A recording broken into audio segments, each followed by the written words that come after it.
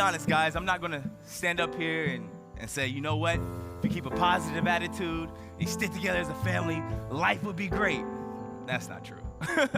We know that because sometimes life hits you hard. Sometimes when it rains, it pours. It gets harder. I remember a time when I was about 5 years old, 4 or 5 years old, and I was playing baseball with my team. It was called T-ball for a little team.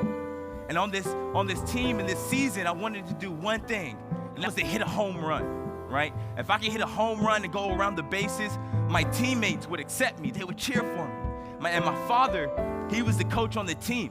So they not only told me that I would never walk a run, but they told him. So if I did and I hit this home run, we'd prove them wrong, right? So I remember like it was yesterday, I walk up to the plate and I take my 3 practice swings, right? 1, 2, and on the third one, I hit the ball as far as I can. The ball starts flying. I get so excited, I forget to run, right? I'm just like, and my teammates are like, run, Blake, run, run. So I'm on my way to first base, right? And on my way to first to second, I look over to my teammates and they're cheering for me. They're yelling, and this is it. This is the moment. I look over to my father on third base and he's jumping up and down. He's screaming like, oh my goodness, this is it. But from second base to third base, my leg falls off. Boop. Yeah, I eat dirt unwillingly. I didn't want to at that time. The kid comes over and tags me out. Why would a kid tag another kid out missing his legs? I have no idea, but baseball in America is serious, guys. I'm telling you, it's so serious. But it was interesting, right?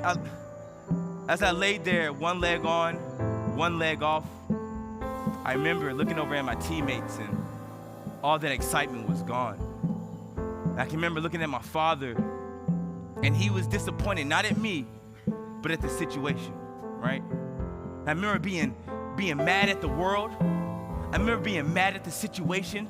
I remember questioning, like, no, this isn't fair. What did I do to deserve this?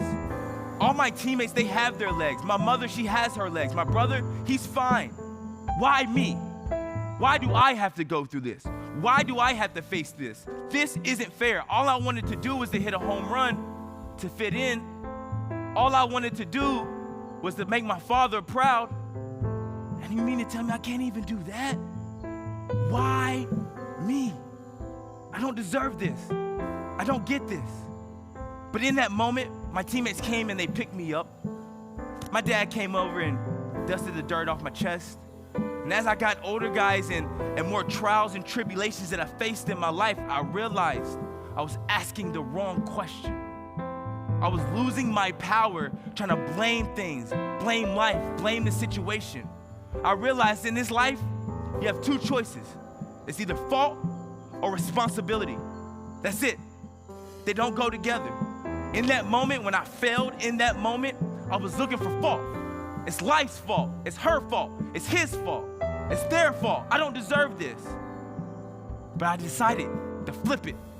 I decided to take control over my life. Instead of asking why me, ask myself, well, why not me? I'm meant for this. Why not me? I'm strong enough for this. Why not me? I'm smart enough for this. I'm a true believer that everything that we go through in our lives is for a reason. And whether it's something small or something big, what we're facing today is preparing us for tomorrow. So instead of looking for fault when we face adversity, instead of looking for, oh, they did it, it was their fault, it was his fault, right? When we face challenges and obstacles in life, I decided to take responsibility. And in that moment, the fact that my leg fell off and I let my father down and I let my teammates down, it was nobody's fault. The reality of it is, it's life. But guess what? It was my responsibility to get back up. It's my responsibility to figure this out. It's my responsibility to say, okay, Blake, you failed this time, but keep fighting on. That's our responsibility. Not to blame other people. We get nowhere. But to take responsibility of our lives, to take responsibility of our actions, to take responsibilities of our failures, whether it's whoever's fault, and say, you know what? This is happening to me. It's happening for me, and I need this. And all those moments that I was falling down, it was getting me ready for the Paralympic Games. And I'll never forget, I qualified for the 2012 Paralympic Games. It was amazing. I got the all red USA uniform. I felt like Spider-Man. I was in there like, it was awesome, right? And I never forget, my first race was the 200 meters. And in that race, it was a famous Paralympian named Oscar Pistorius, if you guys have heard of him before. And the stadium sold out that night in that 200-meter race. And the guy in front of me, he knew it was my first race. So he started playing with me a little bit, right? He said, Blake. And I was just like a little kid, like, yeah, what's going on, man? This is awesome.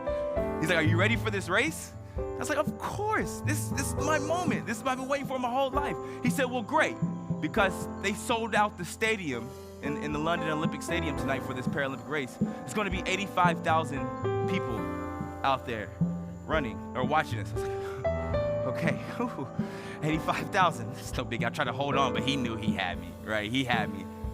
So he kept going. He said, okay, I'm glad you're ready, because given that Oscar's running and we're running, they're going to predict in about 11 million people watching us on TV tonight.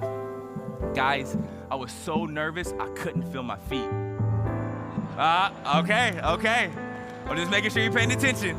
I'm just making sure you're paying attention, right? And right before I was going on, I started feeling what I call the bubble guts. My stomach was feeling kind of weird. I started feeling nervous, right? I started feeling like, I started doubting myself a little bit. I call them the bubble guts, right? I was like, oh no, I'm not gonna do good, right? I think I need to use the bathroom, this is not good, right? But I explained this to my coach and he said, oh, that's great. That's good, you feeling nervous? That's perfect. I was like, what? What are you talking about? And he explained it to me and it made complete sense. He said, if you didn't prep for it, if you didn't study for it, you don't care about it. It has no value to you. So when you get to that moment, when you get to that presentation, when you get to that competition, it means nothing. So you'll go do it, you won't feel nothing. But reverse it. Say you dedicate your life to it, day in and day out, blood, sweat, and tears. You can't go a day without thinking about it. You sacrifice for this moment, right? For this competition, for this presentation, whatever it is, that you put all the work in and the energy in it. So when you get to it, that's your body saying, hey, we need this. We want this. This is important to us. You don't need a coffee. You don't need a Red Bull. This is free energy that we have inside of us. But what happens is we kind of think this is nervous energy and think about all the negative things, right? We take that nervous energy and turns to negativity. But what we need to do in that moment is to flip it, reverse it.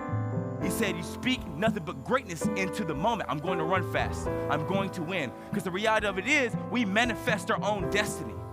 And that's the beautiful part about it. For me, I speak that into existence. I speak greatness into existence all my life. I'm going to run. I'm going to qualify for the Olympic Games. I'm going to break world records. I speak that, and what happens is that's out there into the universe. They can talk about it. They can hate on it. They can even laugh at me. But one thing they cannot do is take it back. And that's out there into the universe, and I slowly start conforming to it. Every day that I wake up, I say I'm going to walk. And that's out there. And I figure it out. So in that race, the gun goes off in the 200 meters, and I'm running. And then I cross the line, and I dive across the line. And when I dive across the line, I actually win my first ever Paralympic medal in the Paralympic Games. I took a bronze medal in the 200 meters. Thank you.